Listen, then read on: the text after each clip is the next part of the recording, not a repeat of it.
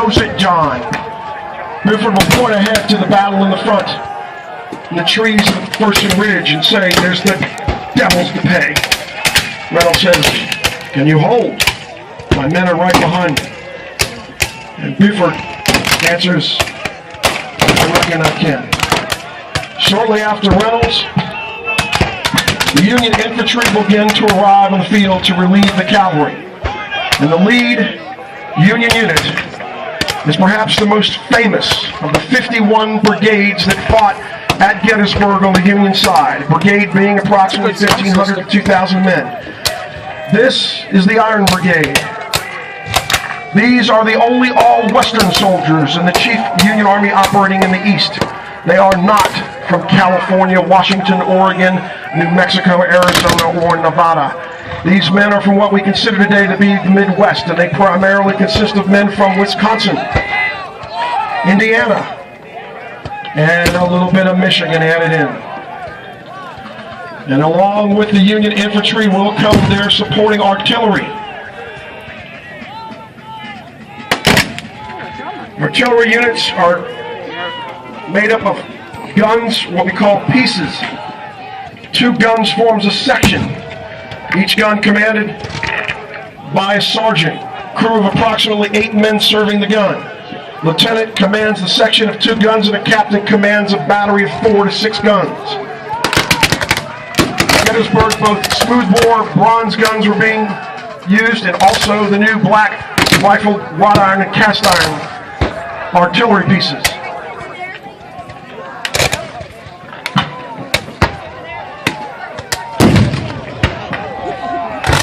I want to see more of the bangs. There was occasional boom, boom, booms. Good artillery crew, 8 to 10 men, can fire at approximately the same rate that an individual soldier, infantry soldier, can fire, which is about 2 to 3 well-aimed shots per minute.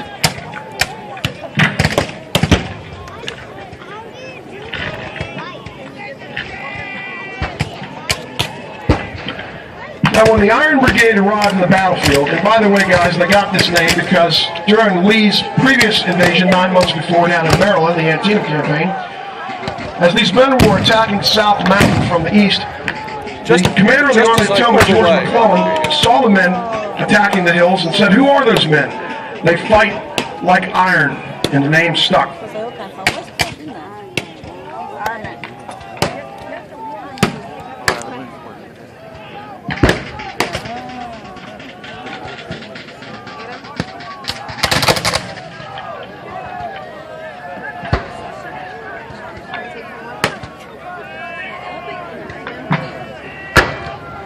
Looks like we're retreating. Yeah, that's happening.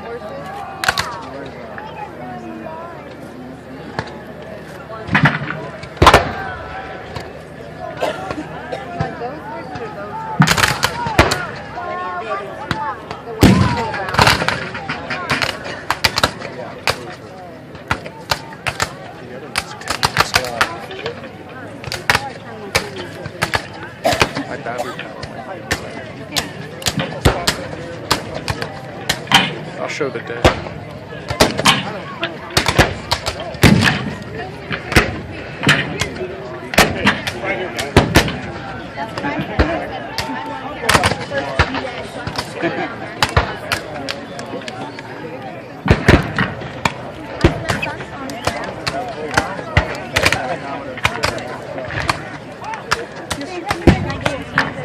Each artillery piece comes with an accompanying 2-wheel vehicle carrying the ammunition chest known as a limber. During travel, cannons were attached to the limbers and required 6 horses to carry. The time they went into action, they would disattach or unlimber. It was not a good idea to keep your ammunition near the muzzle where you're loading the cannon, because your cannons are going to attract enemy fire. If you got ammunition anywhere near your gun, you can say pretty much goodbye to your 8 to 10 man gun crew if the Confederates get a shot anywhere near these Union guns. Not only will some of the crew serving an immediate gun might be casualties, but the men on the guns to the right or left might as well be casualties. So that's why you have the ammunition in the back, about 15 yards behind the cannons. where it can be rushed up, delivered to the muzzle of the gun, loaded a piece at a time.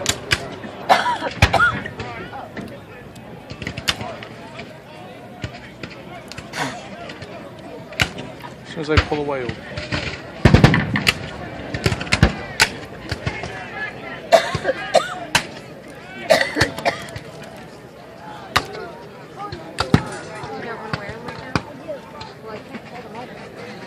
It was not unusual for bands to play to inspire the men as they went into battle and also to give them a rhythm on the march. When the Confederates saw the unique Hardee hat that the Iron Brigade soldiers wore, they then realized this wasn't no dang militia.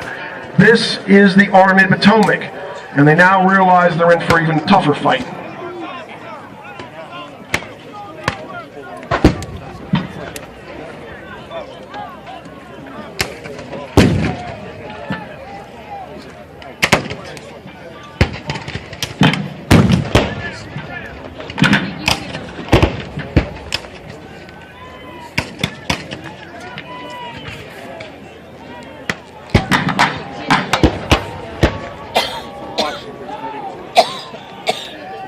Now these artillery pieces fire a variety of ammunition. It all depends on what you're trying to achieve as to what you decide, what type of ammunition or ordnance you decide to employ.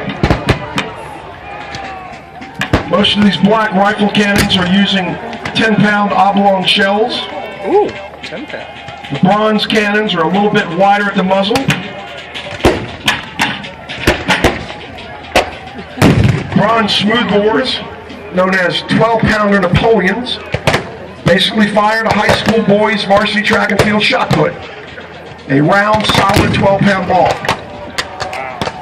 The rifle weapons, for the most part, are firing exploding shell.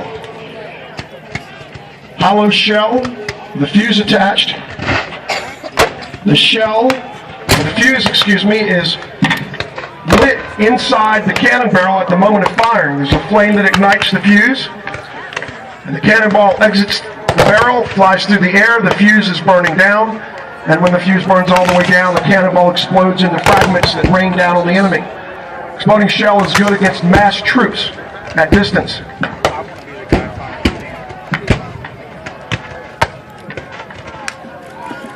The longer you cut the fuse, the farther the cannonball is going to travel before it explodes. The shorter you cut the fuse before you load it, the less distance it will travel. What you're trying to do is time the cannonball to explode directly over top of the massed enemy or just out in their immediate front.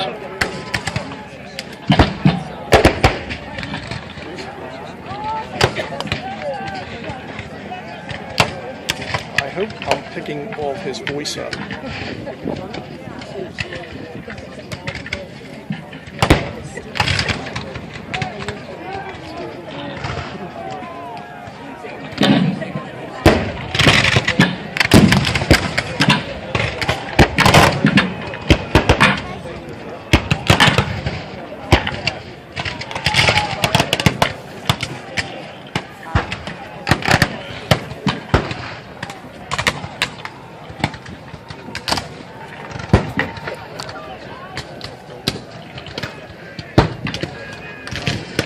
Generally, Union artillery was considered to be superior to Confederate artillery.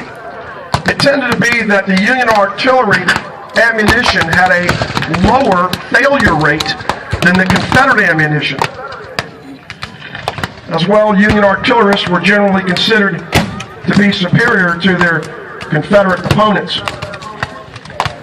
At the time of Gettysburg, the Confederate infantry or foot soldiers were generally considered to be superior to their adversaries.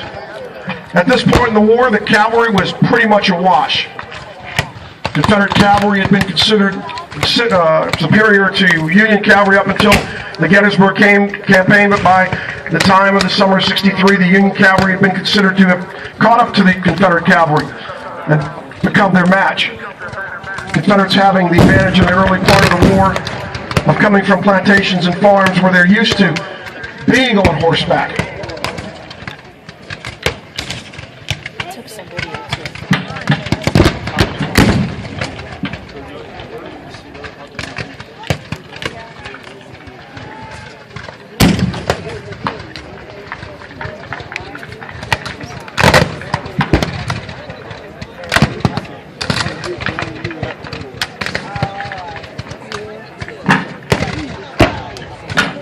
The best way for me to do this is to download it on YouTube and then watch it on YouTube because it's too big.